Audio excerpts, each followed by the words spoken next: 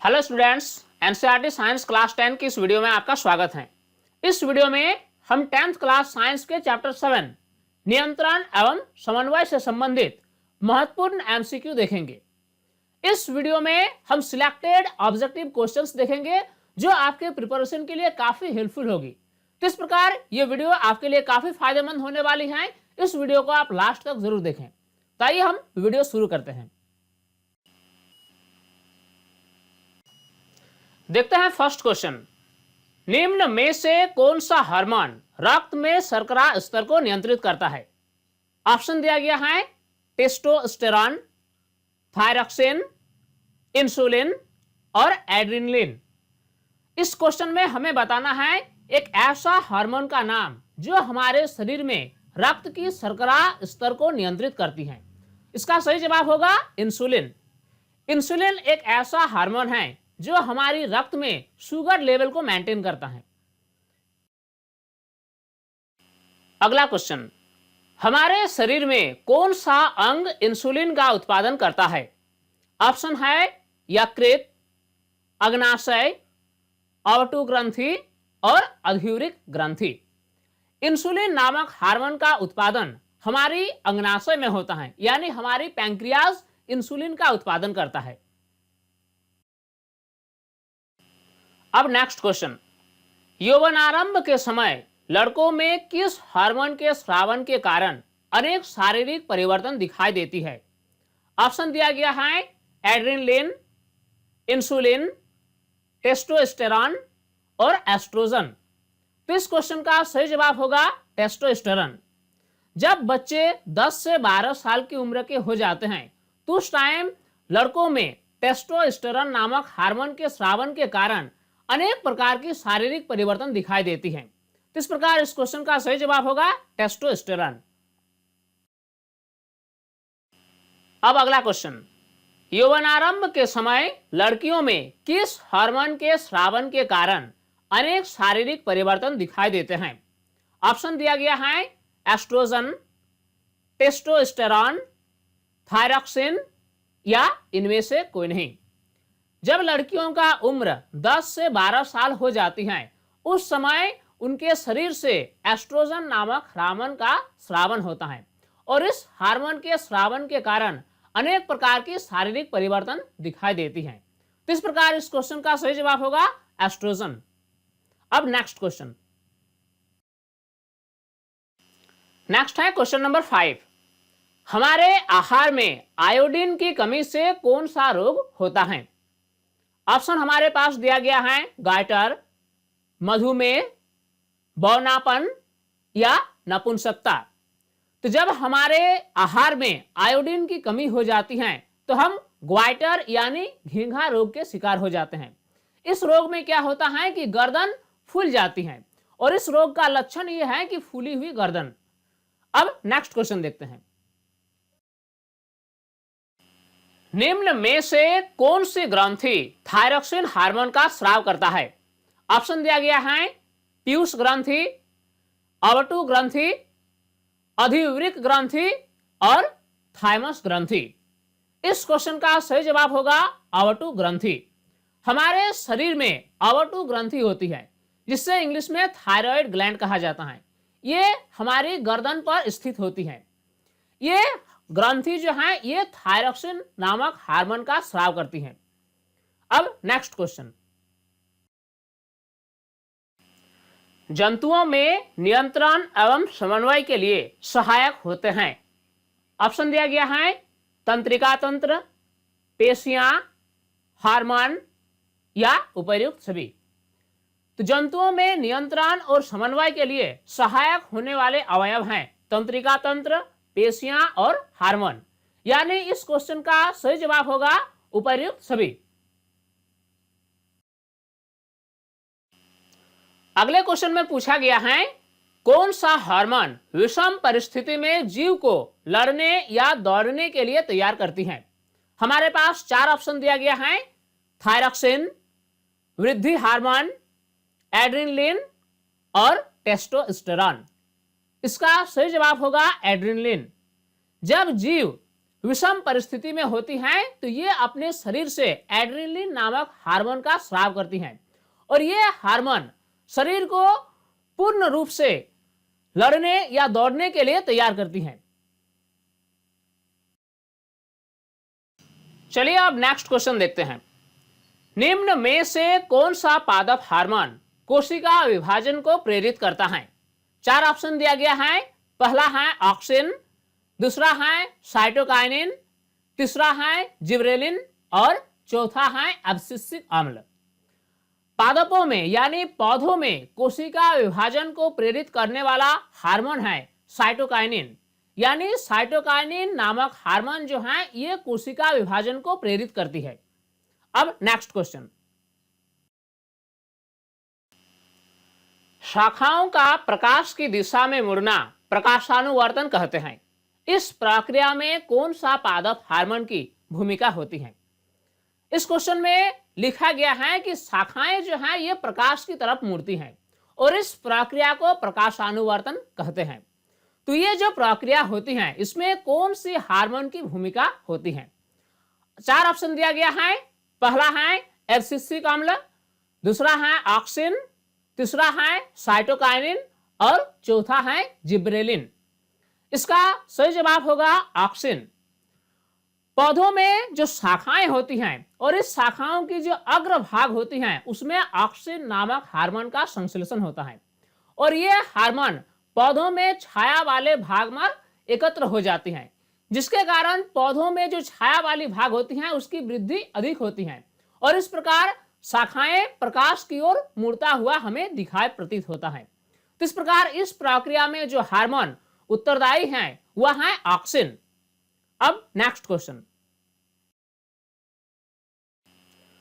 अगला क्वेश्चन है कि जिब्रेलिन का कार्य क्या है? ऑप्शन दिया गया है कोशिका विभाजन को प्रेरित करना, पत्तियों का मुरझाना, तने की वृद्धि या इनमें से कोई नहीं। तो पौधों में जिब्रेलिन नामक हार्मोन का कार्य है तने की वृद्धि। इस प्रकार इस क्वेश्चन का सही जवाब होगा ऑप्शन सी। अब अगला क्वेश्चन। मस्तिष्क का कौन सा भाग ऐच्छिक क्रियाओं को नियंत्रित करता है? ऑप्शन दिया गया है अग्र मस्तिष्क, मध्य मस्तिष्क, पश्च मस्तिष्क या उपर्युक्त सभी। हमारे शरीर की ऐसी क्रियाएं जिस पर सीधे तौर पर हमारा नियंत्रण होता है, यानी वैसे क्रियाएं जिसको हम अपनी इच्छानुसार कर सकते हैं, ऐच्छिक क्रियाएं कहलाते हैं। तो इस प्रकार की ऐच्छिक क्रियाओं का नियंत्रण मस्तिष्क का कौन सा भाग करता है? इसका सही जवाब होगा अग्र मस्तिष्क, यानी हमारे शरीर में ऐच्छिक क्रियाओं का नियंत्रण हमारे अग्र मस्तिष्क द्वारा किया जाता है। अब नेक्स्ट क्वेश्चन।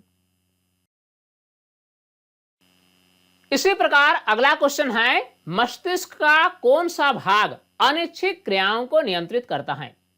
हमारे शरीर की ऐसी क्रियाएं जिससे हम अपनी इच्छानुसार नियंत्रित नहीं कर सकते हैं अनिच्छिक क्रियाएं कहलाते हैं, जैसे हृदय की धड़कन, श्वास का आदान प्रदान या भोजन का पाचन। इस प्रकार की क्रियाओं पर हमारा सीधे तौर पर नियंत्रण नहीं होता है। तो इस प्रकार की जो अनिच्छिक क्रियाएं हैं इसका नियंत्रण मस्तिष्क का कौन सा भाग करता है? ऑप्शन दिया गया है मध्य मस्तिष्क, पश्च मस्तिष्क, उपर्युक्त दोनों या इनमें से कोई नहीं।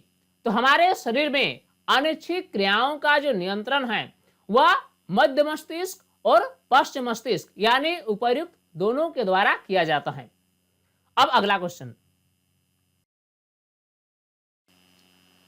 दो तंत्रिका कोशिकाओं के बीच रिक्त स्थान को क्या कहा जाता है? ऑप्शन दिया गया है द्रुमिका, तंत्रिकाक्ष, सिनेप्स या कोशिका काय। हमारे तंत्रिका तंत्र में दो तंत्रिका कोशिकाएं एक दूसरे से सीधे तौर पर जुड़ी हुई नहीं रहती हैं, बल्कि दो कोशिकाओं के मध्य एक रिक्त स्थान होता है। इस रिक्त स्थान को क्या कहा जाता है? इसका सही जवाब होगा सिनेप्स, यानी इस रिक्त स्थान को सिनेप्स कहा जाता है। अब नेक्स्ट क्वेश्चन। इस क्वेश्चन में पूछा गया है कि तंत्रिका तंत्र में सूचनाओं का संवहन किस विधि द्वारा होता है? चार ऑप्शन दिया गया है। पहला है विद्युत आवेग द्वारा, दूसरा है रासायनिक आवेग द्वारा, तीसरा है हार्मोन द्वारा और चौथा है इनमें से कोई नहीं। तो हमारी तंत्रिका तंत्र में सूचनाओं का जो संवहन होता है वह विद्युत आवेग द्वारा होता है। अब देखते हैं नेक्स्ट क्वेश्चन। नेक्स्ट क्वेश्चन है कि तंत्रिका कोशिका द्वारा सूचनाएं ग्रहण की जाती है द्रुमिकाओं के द्वारा, तंत्रिका कोशिका के अंतिम सिरा द्वारा, तंत्रिकाक्ष द्वारा या कोशिका काय द्वारा। इस क्वेश्चन में हमें बताना है कि तंत्रिका कोशिकाएं जो सूचनाएं ग्रहण करती हैं किसके द्वारा सूचनाएं ग्रहण की जाती हैं। तो इसका सही जवाब होगा द्रुमिकाओं के द्वारा। किसी भी तंत्रिका कोशिका में जो द्रुमिकाएं होती हैं यानी जो डेंड्राइट्स होती हैं, ये सभी सूचनाओं को एकत्र करती हैं और फिर इस सूचनाओं को ग्रहण करके आगे बढ़ाती हैं। इस प्रकार इस क्वेश्चन का सही जवाब होगा द्रुमिकाओं के द्वारा। अब नेक्स्ट क्वेश्चन देखते हैं। निम्नलिखित में से कौन सा पादप हार्मोन है? ऑप्शन दिया गया है इंसुलिन, एस्ट्रोजन, थायरॉक्सिन या साइटोकाइनिन। इन चार ऑप्शन में से पादप हार्मोन को हमें पहचानना है। तो इसका सही जवाब होगा साइटोकाइनिन। साइटोकाइनिन एक पादप हार्मोन है, जबकि इंसुलिन, एस्ट्रोजन और थायरॉक्सिन जंतु हार्मोन है। अब देखते हैं अगला क्वेश्चन। एक न्यूरॉन में विद्युत आवेग निम्न प्रकार गति करता है। ऑप्शन दिया गया है द्रुमिका से तंत्रिकाक्ष, तंत्रिकाक्ष से अंतिम सिरा और फिर अंतिम सिरा से कोशिकाकाय। ऑप्शन 2 में दिया गया है कि कोशिकाकाय से द्रुमिका, द्रुमिका से तंत्रिकाक्ष और तंत्रिकाक्ष से अंतिम सिरा। तीसरा ऑप्शन में दिया गया है द्रुमिका से कोशिकाकाय, कोशिकाकाय से तंत्रिकाक्ष और तंत्रिकाक्ष से अंतिम सिरा। जबकि चौथा ऑप्शन में दिया गया है अंतिम सिरा, तंत्रिकाक्ष, कोशिकाकाय और द्रुमिका। तो इस क्वेश्चन का सही जवाब होगा ऑप्शन सी, यानी एक न्यूरॉन में विद्युत आवेग जो गति करता है वह द्रुमिका से कोशिकाकाय, कोशिकाकाय से तंत्रिकाक्ष और तंत्रिकाक्ष से अंतिम सिरा। इसके बाद फिर ये जो आवेग हैं ये अगले तंत्रिका कोशिका तक पहुंच जाती हैं। इस प्रकार इस क्वेश्चन का सही जवाब होगा ऑप्शन सी। अब देखते हैं अगला क्वेश्चन। थायरॉक्सिन हार्मोन स्रावित होने के लिए कौन सा तत्व अति आवश्यक है? चार ऑप्शन दिया गया है। पहला है आयरन, दूसरा है आयोडीन, तीसरा है कार्बन और चौथा है सोडियम। हमारे शरीर में अवटु ग्रंथि होती है जिससे इंग्लिश में थायराइड ग्लैंड कहा जाता है। ये हमारी गले में स्थित होती हैं। ये जो ग्रंथि हैं ये थायरॉक्सिन नामक हार्मोन का संश्लेषण करती हैं और इस हार्मोन के संश्लेषण करने के लिए आयोडीन नामक तत्व अति आवश्यक है। इस प्रकार इस क्वेश्चन का सही जवाब होगा आयोडीन। अब देखते हैं नेक्स्ट क्वेश्चन। केंद्रीय तंत्रिका तंत्र के भाग होते हैं। पहला ऑप्शन दिया गया है कपाल एवं मेरुरज्जु, दूसरा ऑप्शन दिया गया है मस्तिष्क और मेरुरज्जु, तीसरा ऑप्शन है अंतस्रावी ग्रंथियां और अंतिम ऑप्शन दिया गया है उपर्युक्त सभी। तो हमारे शरीर में केंद्रीय तंत्रिका तंत्र के भाग होते हैं हमारे मस्तिष्क और मेरुरज्जु।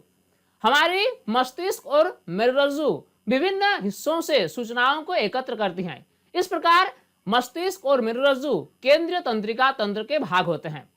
अब नेक्स्ट क्वेश्चन। तंत्रिका कोशिका का भाग नहीं है।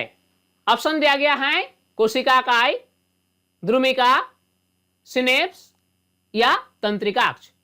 इन चार ऑप्शन में से कौन सा ऐसा ऑप्शन है जो तंत्रिका कोशिका का भाग नहीं है? इसका सही जवाब होगा सिनेप्स। सिनेप्स जो है वह तंत्रिका कोशिका का भाग नहीं है। कोशिकाकाय, द्रुमिका और तंत्रिकाक्ष ये सभी कोशिका के भाग हैं, तंत्रिका कोशिका के भाग हैं। लेकिन सिनेप्स जो है ये एक प्रकार का रिक्त स्थान है। दो तंत्रिका कोशिका के मध्य रिक्त स्थान को सिनेप्स कहा जाता है। इस प्रकार सिनेप्स जो है वह तंत्रिका कोशिका का भाग नहीं है। अब देखते हैं नेक्स्ट क्वेश्चन। पौधों में पत्तियों का मुरझाना किस हार्मोन के कारण होता है? 4 ऑप्शन दिया गया है। पहला है ऑक्सिन, दूसरा है जिबरेलिन, तीसरा है साइटोकाइनिन और चौथा है अब्सिसिक अम्ल। इसका सही जवाब होगा अब्सिसिक अम्ल। पौधों में अब्सिसिक अम्ल नामक हार्मोन के कारण पत्तियां मुरझाने लगती हैं। तो स्टूडेंट्स, उम्मीद करता हूं यह वीडियो आपके लिए काफी हेल्पफुल होगी और इस वीडियो में दिए गए ऑब्जेक्टिव क्वेश्चंस आपके लिए काफी फायदेमंद साबित हुई होगी। तो उम्मीद करता हूं यह वीडियो आपको पसंद आई होगी। इस वीडियो को आप लाइक जरूर कर दें, क्योंकि आपकी लाइक से ही हमें इंस्पायरेशन मिलती है आपके लिए नई नई वीडियोस बनाने की। साथ ही अगर आप हमारे यूट्यूब चैनल साइंस प्लेटफॉर्म को अभी तक सब्सक्राइब नहीं किया है तो इसे अभी सब्सक्राइब कर लें। साथ में नोटिफिकेशन बेल को ऑन करना ना भूलें, ताकि हर नई वीडियोस के अपडेट्स आप तक आसानी से पहुंच सके। ये वीडियो आपको कैसा लगा आप हमें कमेंट सेक्शन में जरूर बताएं। स्टूडेंट्स, तब तक के लिए बाय।